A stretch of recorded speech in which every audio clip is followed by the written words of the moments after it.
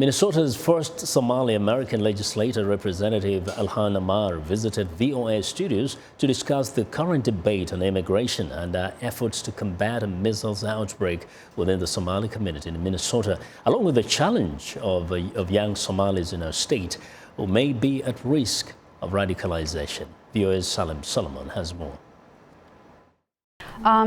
Do you believe your story and the story of Somalis in Minnesota shows the value of accepting refugees? And if there's someone who'd say, you know, they believe refugees are a drain or even a threat to American society, what's your response to that?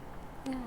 I mean, I think we forget that for a really long time, this country has been a place that has welcomed many refugees who have made it home, have made the U.S. home, and have tremendously contributed to this country. And so it is not just about the successful story of the Somalis in the U.S., but we have the stories of the Hmong and others who have come here, who have made this country their home, and we know how much they're contributing to the societies that they live in. And it's unfortunate that, you know, when this is a country that you know, often has a rhetoric that is about acceptance, and now we are turning our backs on the most vulnerable people in the world. Solemnly swear or affirm that you will... In 2016, Ilhan Omar made history when she was elected to Minnesota's House of Representatives, becoming the first Somali-American legislator elected to state office in the United States. Ilhan had humble beginnings as her family was uprooted from Somalia as a child during the country's civil war in the 1990s, and she came to America as a refugee after being resettled from a refugee camp in Kenya. Her story has inspired millions around the world, especially young girls.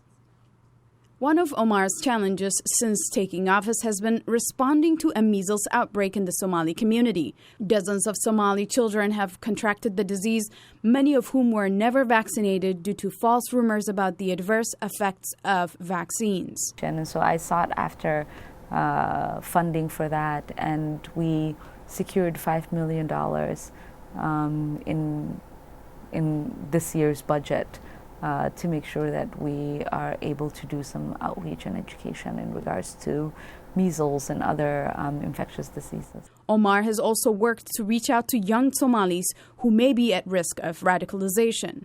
Minnesota is home to the largest Somali community in the U.S., with more than 20,000 people living in the state.